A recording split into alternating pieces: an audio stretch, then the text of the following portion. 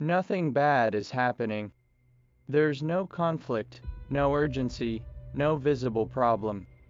And yet, your body won't relax. Your shoulders stay tight, your breath doesn't slow, your mind keeps scanning, as if something still needs your attention. You try to enjoy the calm, but calm feels uncomfortable, almost suspicious. It's not panic. It's not obvious anxiety. It's a quiet tension that shows up exactly when things are supposed to be okay. And maybe the most confusing part isn't the tension itself, but why it appears when nothing is wrong. This tension doesn't show up during chaos. It appears in pauses. When the house is quiet, when the day slows down, when there's finally nothing to fix. So before we ask where this comes from, there's something important to notice. How this tension quietly lives in your everyday moments, especially the ones that are meant to feel safe. And that raises a simple question. Why does calm feel harder to tolerate than stress? It often begins when things finally slow down. Not during conflict. Not in moments of pressure. But in the quiet spaces in between. You sit down at the end of the day, expecting your body to follow your mind into rest, but it doesn't. Your shoulders stay tight. Your breath remains shallow. There's a subtle readiness inside you, as if something still needs your attention, even though nothing is happening.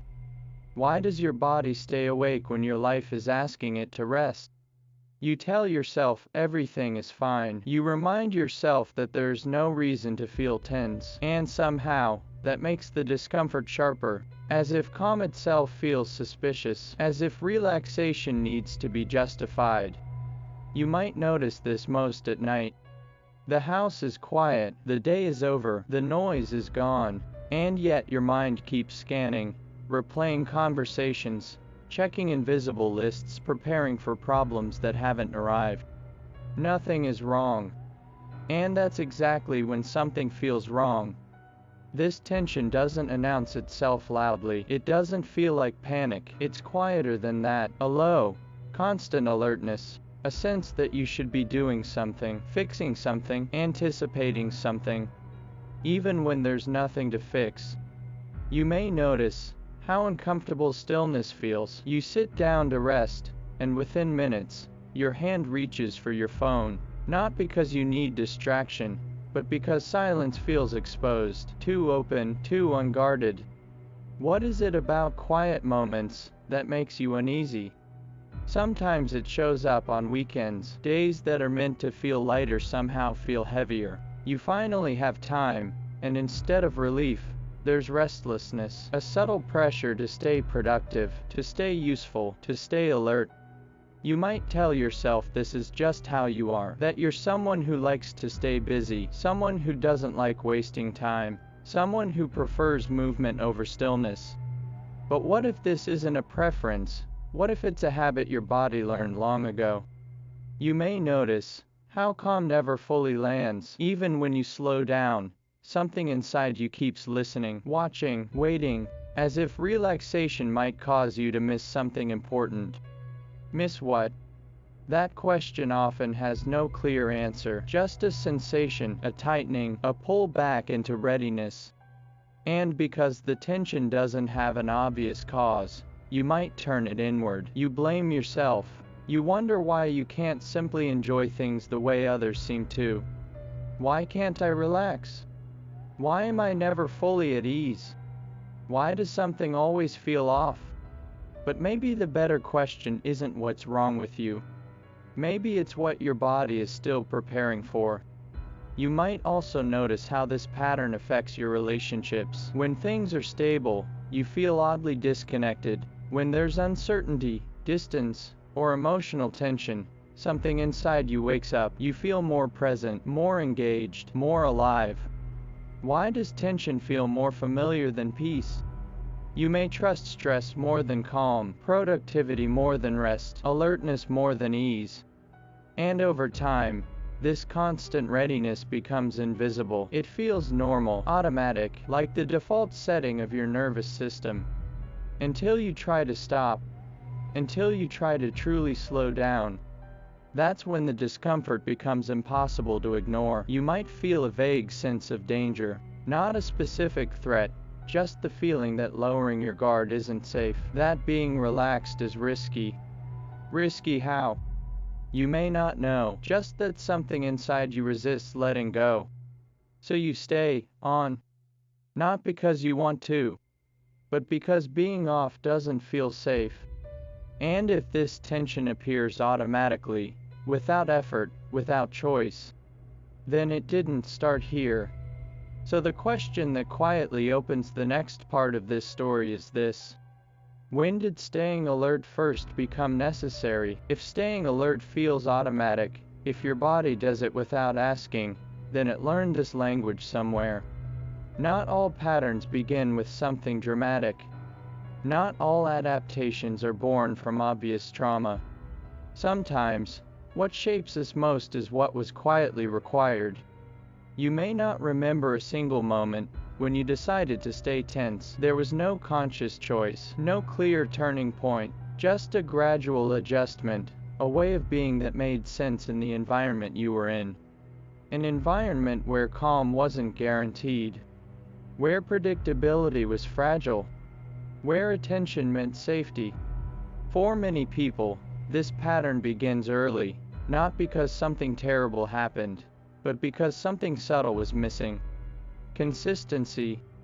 You might have grown up in a place where moods changed quickly, where emotional climates shifted without warning, where you learned to read the room before speaking, before relaxing, before feeling. You didn't wait to be told how things were. You sensed it, and sensing became your strength. You learned to notice small signals, a tone change, a silence, a shift in energy. You became attuned to what others felt, often before you knew what you felt yourself. What happens to a child who learns that safety depends on awareness? They don't learn to rest. They learn to stay ready. Ready to adapt. Ready to respond. Ready to adjust themselves to what the moment requires. And this readiness doesn't feel like fear at first. It feels like responsibility, like maturity, like being good. You might have been the child who didn't cause problems, the one who helped, the one who stayed quiet when things felt tense. You learned that being low maintenance kept things smoother, that anticipating needs prevented conflict, that staying alert reduced uncertainty. And so your nervous system did what nervous systems do best. It adapted. Calm wasn't neutral. Calm was unpredictable. Because calm often meant waiting, and waiting meant not knowing what would happen next. So you stayed one step ahead. Not consciously, instinctively. And because this adaptation worked, it stayed. You may not associate your past with danger. You might even remember long stretches that felt normal. But safety isn't only about the absence of threat, it's about the presence of reliability. When reliability is inconsistent, the body compensates. It becomes vigilant. This vigilance often comes with early emotional responsibility. You may have learned, without words, that someone else's emotional state mattered. That harmony depended on you noticing and adjusting. So you became attentive, empathic, sensitive. You learned to carry emotional weight that wasn't yours to carry. And the strange thing about early responsibility is that it feels like competence, like strength, like being capable. Until much later. Because what helps a child navigate uncertainty can exhaust an adult who no longer needs it. But the body doesn't automatically update its rules. It keeps playing the same strategy. You may also have learned that your own needs were secondary, not ignored outright, just postponed, delayed, put aside until things felt stable. And stability was rare. So you learned to wait. Wait to relax. Wait to feel. Wait to need. What happens when waiting becomes a way of life? Your body stays prepared. Your attention stays outward. Your system never fully settles. And over time, this state of alertness becomes familiar, comfortable, even. It feels like control. Calm, on the other hand, feels unfamiliar, unstructured, exposed. And what feels unfamiliar often feels unsafe, even when it isn't. You might not remember ever being taught to rest, to be held without having to manage anything, to exist without monitoring the emotional temperature of the room. Instead, you learned to function. And functioning became your identity. You may recognize this in how you handle stress today. You perform well under pressure. You stay composed when things go wrong. You step in when others freeze. But when nothing is happening, you feel lost, uneasy, like you're missing your role. Who are you when there's nothing to manage? That question can feel unsettling, because for a long time, managing was how you stayed connected, how you stayed relevant, how you stayed safe. And so your body learned something very specific. Alertness equals belonging. Calm equals uncertainty. This is not a belief you chose. It's a memory your body carries. And because it worked once, it stayed active. Even when your life no longer requires it. Even when you are safe now. The body doesn't ask whether a pattern is still useful. It asks whether it once was. And if it was, it keeps it. This is why tension shows up not during chaos, but during calm. Chaos feels familiar, calm feels unstructured. And unstructured spaces are where old adaptations get activated. You may feel this especially when things start to go well, when life becomes smoother, when relationships stabilize, when there's no immediate threat demanding your attention. Instead of relief, you feel restless. Why? Because your system learned to relax after danger passes, not during safety. And if danger never clearly announces itself, safety never feels fully earned. So you stay alert, not because you're broken, but because your body remembers a time when staying alert mattered. This is where compassion becomes important. Because this pattern is not a flaw. It's evidence of adaptation. But adaptation doesn't mean destiny. The first step isn't changing it. It's recognizing where it came from. And as important as that is, something else matters just as much. This pattern didn't stay in the past. It learned how to move with you. Into your adult life. Into your relationships. Into your work. Into your body. So the next question isn't just, where did this start? It's how does this early vigilance quietly shape the way you live today? If this vigilance once helped you adapt, it didn't disappear when the environment changed. It learned how to travel with you. What began as a response quietly turned into a way of being. You may notice this pattern most clearly in moments when nothing urgent is happening, when life feels stable on the surface, but something inside you stays restless, scanning, preparing, staying one step ahead. Your body reacts before your mind does. You wake up already alert, not anxious in a dramatic way, just ready, as if the day requires your full attention before it has even begun. Your system doesn't wait to see what will happen, it assumes something will. Why does your body behave as if something is always about to go wrong? You might notice this at work. You handle pressure well. Deadlines don't overwhelm you. They organize you. You focus. You perform. You feel useful. But when things slow down, when there's no immediate task demanding your attention, the tension returns. You feel unanchored, slightly uneasy, like you're forgetting something important. So you create structure. You find something to manage. You stay busy. Not because you love productivity, but because productivity keeps the alertness pointed somewhere. Stillness gives it nowhere to go.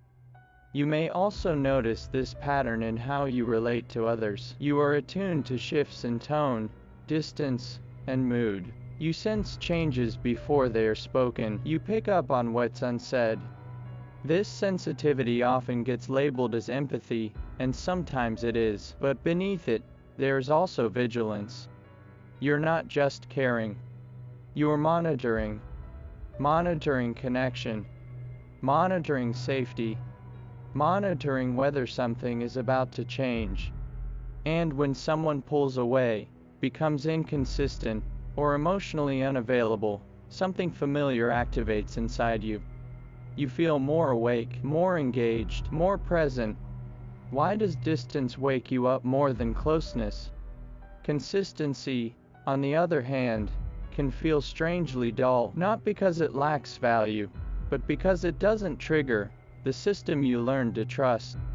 Your body learned to associate connection with tension, not ease. So when a relationship feels calm, steady, predictable, you may feel disconnected, understimulated, almost empty. And that can be confusing. You might tell yourself that something is missing, that the chemistry isn't there, that you should feel more. But what if what feels missing is actually the tension your body learned to expect? You may recognize this in how desire works for you. Intensity feels engaging, uncertainty feels exciting, emotional distance creates movement. Safety, on the other hand, feels flat. Why does peace feel like the absence of something, rather than the presence of safety? This pattern can also show up in how you treat yourself. You struggle to rest without guilt. You feel uneasy when you're not doing something useful. You measure your worth through contribution, responsiveness, availability. When you say no, something tightens inside you. When you slow down, a quiet voice questions it. When things go well, you wait for the cost. What are you bracing for? You may also notice that joy feels brief. As soon as something good happens, your system looks ahead, scanning for what could interrupt it. You don't fully settle into satisfaction. You prepare for the next demand. And because this happens automatically, you may believe it's just your personality. I'm just wired this way. I don't know how to relax. I've always been like this. But patterns that repeat without conscious choice are rarely personality traits. They are strategies that never got retired. You didn't choose to stay alert. You learned it. And now it shows up everywhere. In how you listen. In how you love. In how you work. In how you rest. It shapes your decisions in subtle ways. You may choose situations that keep you engaged through tension. You may avoid spaces that require you to slow down emotionally. You may feel uncomfortable being taken care of, supported, or held without having to perform. Because when you don't have a role, you don't know where to place your attention. Who are you when you're not anticipating something? This question often feels unsettling because anticipation has been your anchor. You may notice that even your thoughts follow this pattern. Your mind moves ahead of the present moment, preparing for conversations, outcomes, and possibilities. Not because you enjoy overthinking, but because thinking ahead feels safer than staying still. Staying still leaves space. And space is where the old uncertainty lives. So you fill it. You may also notice how hard it is to trust that things are okay, even when evidence suggests they are, even when you are safe, supported, and stable. Your body doesn't respond to reassurance. It responds to familiarity. And familiarity, for a long time, was tension. This is why calm feels foreign. Why ease feels undeserved. Why rest feels risky.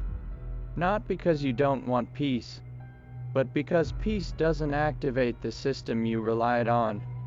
And over time, this constant readiness takes a toll. The body grows tired, the mind feels heavy, the sense of self narrows around function and vigilance. You may feel exhausted without knowing why. Because being alert all the time is work. Invisible work. Unpaid work. Unending work. And the hardest part is that from the inside, it doesn't feel optional. It feels necessary. Until something shifts. until you start to notice that this pattern has a shape, that it follows rules, that it appears in the same moments, again and again. And once you see the repetition, a new question quietly forms. If this isn't just who you are, if this isn't simply your personality, then what is it, really? What kind of pattern stays active long after its original purpose has passed? And more importantly, what happens when something that once protected you becomes the very thing that keeps you tense? That question opens the next layer of understanding. Because this pattern doesn't just repeat, it has a structure. And giving it a name may change how you relate to it. If this pattern isn't just who you are, then it has a structure. And anything that has a structure can be understood. What you've been experiencing isn't random tension, it isn't a personal flaw, it isn't a mysterious trait of your personality, it's a system your body learned to run, quietly, efficiently, and for a long time, successfully. To understand it, we don't need labels. We need coherence. At the center of this pattern is something simple. Your nervous system learned that being alert was safer than being relaxed. Not safer in theory, safer in experience. Your body didn't learn this from explanations. It learned it from repetition, from moments where attention mattered more than ease, from situations where staying aware prevented confusion, conflict, or emotional loss. So alertness became your baseline. This is what emotional vigilance looks like when it becomes internalized. Not constant fear, but constant readiness, a low-level activation that never fully turns off. Your system isn't asking, is there danger right now? It's asking, should I lower my guard? And the answer it learned, long ago, was no. So even when life becomes calm, the body stays engaged. Calm doesn't feel neutral, it feels unfamiliar, and unfamiliar states often register as unsafe. This is why calm doesn't land. Why rest feels incomplete. Why peace feels empty instead of comforting. Your body isn't broken, it's loyal to an old rule that once kept you oriented. Another part of this pattern is early emotional responsibility. You didn't just learn to stay alert, you learned to stay responsible, to track emotional shifts, to notice what others needed before they asked, to adjust yourself so things would stay manageable. This kind of responsibility isn't taught directly, it's absorbed.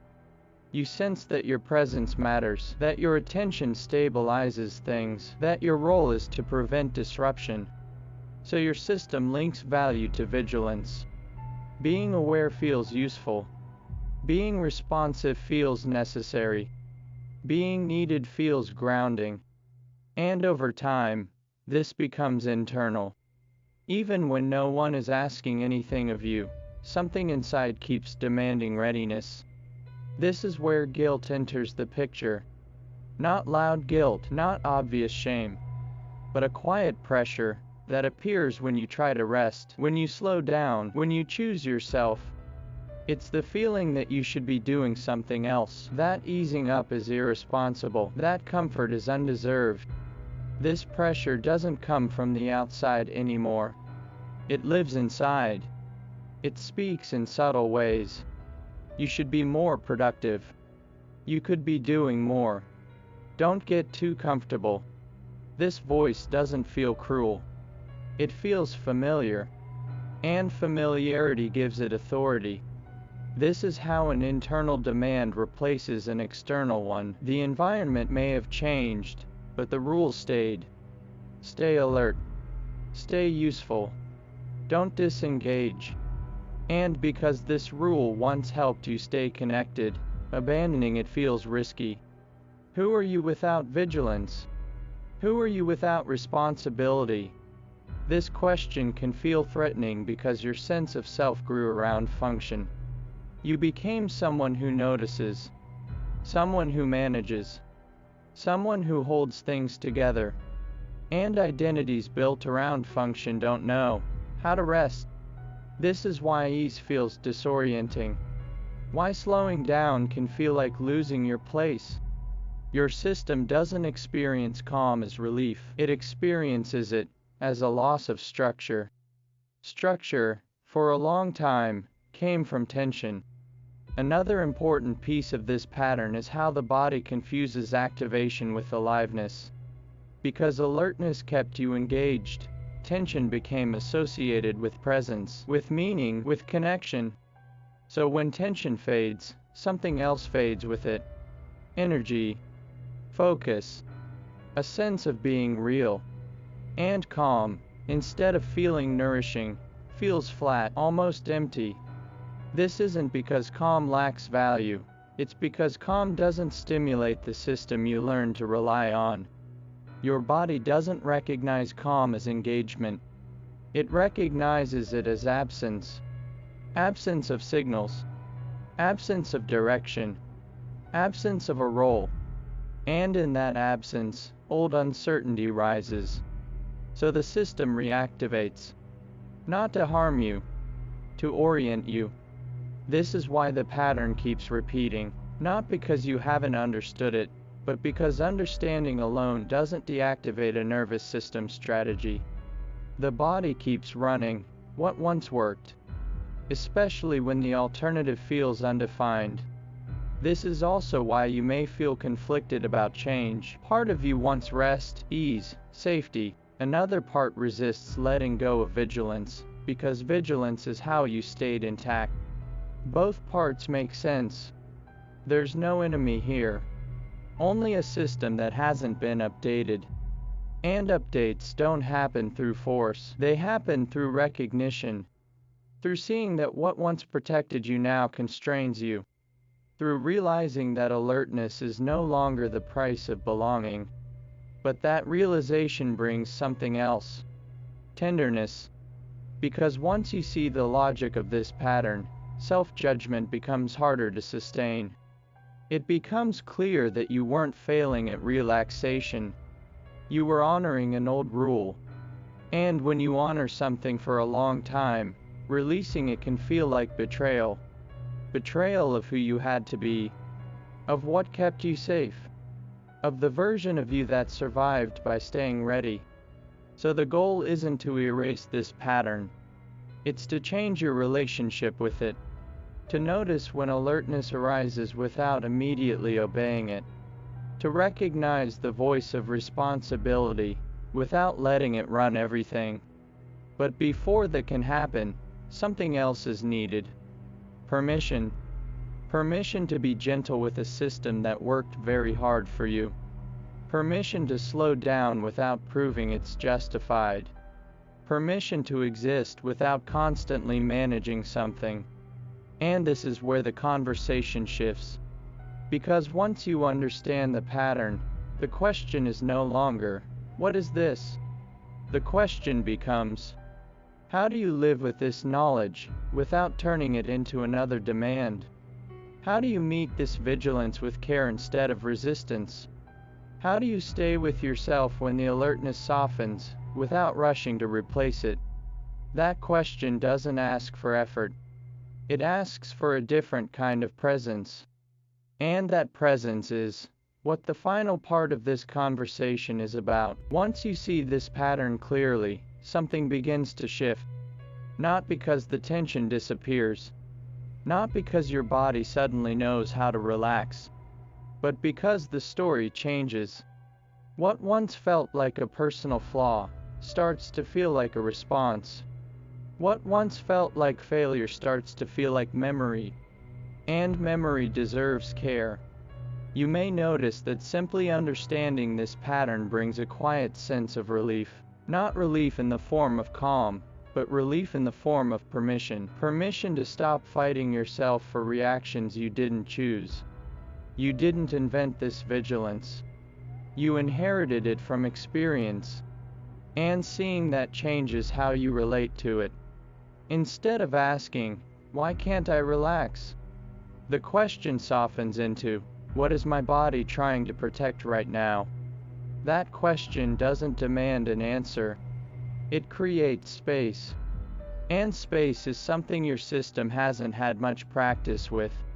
You may still feel the tension arise. You may still notice your shoulders tighten, your breath shorten, your attention scan the room, but now, something is different. You notice it happening. And noticing, without immediately reacting, is already a form of rest. Not the kind of rest that feels like lying down, but the kind that feels like not arguing with yourself. You don't have to push the alertness away. You don't have to correct it. You don't have to turn calm into another goal to achieve. You can simply acknowledge it. I see you. I know why you're here. You don't have to disappear. This kind of acknowledgement can feel unfamiliar at first, almost uncomfortable, because for a long time, attention went outward, toward others, toward tasks, toward potential problems. Turning that attention inward, gently, without demand, may feel strange. But it's not dangerous. It's different. And different doesn't mean wrong. You may notice moments when the vigilance softens, even briefly, a few seconds where your breath deepens, where your jaw unclenches, where the sense of waiting loosens. And when that happens, another feeling might appear. Vulnerability. Because when alertness fades, there's nothing to hold things together the way it used to. No role to play, no problem to manage. Just you, without a task. And that can feel exposed. This is where many people rush back into tension, not because they prefer it, but because it's familiar, because it gives shape to the moment. So if you notice yourself returning to alertness, that doesn't mean you failed. It means your system returned to what it knows. And you can meet that return with patience instead of frustration. Change, in this context, isn't about doing something new. It's about allowing something unfamiliar to exist without immediately correcting it. Letting calm feel awkward. Letting rest feel incomplete. Letting safety feel strange. Because it might for a while. And that's okay. You're not trying to erase a pattern that once protected you. You're slowly showing it that the environment has changed. And nervous systems learn through experience, not instructions. Each moment of noticing without judgment matters. Each pause where you don't rush to fill the space matters. Each time you stay present with yourself instead of managing something matters. Not because they fix you, but because they build trust. Trust that you don't need to be on guard all the time. Trust that being here, as you are, is enough. You may still have days when tension dominates, when calm feels unreachable, when rest feels foreign. Those days don't erase the work you've done. They're part of it. Integration doesn't mean transformation overnight. It means relationship. A new relationship with the part of you that stayed alert for so long. A relationship that says, I understand why you exist. And I don't need you to disappear for me to be okay. And perhaps the most important shift is this. You stop measuring your worth by how well you function under pressure. You begin to sense value in simply being present, in staying with yourself, in allowing moments to unfold without constant anticipation. This doesn't make you passive. It makes you grounded. And grounded isn't loud. It isn't dramatic. It doesn't announce itself. It settles. Slowly. Quietly. In small moments that don't look impressive from the outside, but feel meaningful from the inside. If this reflection resonated with you, it's not because something is wrong with you. It's because something in you recognized itself. And recognition is often the first sign that a pattern is ready to soften, not through force, but through understanding. So as you move forward, you don't need to remember every word of this conversation. You only need to remember this. You are not broken for feeling tense when nothing is wrong. You adapted. And now, gently, you are learning another way to be with yourself. and that learning doesn't require urgency, it requires presence.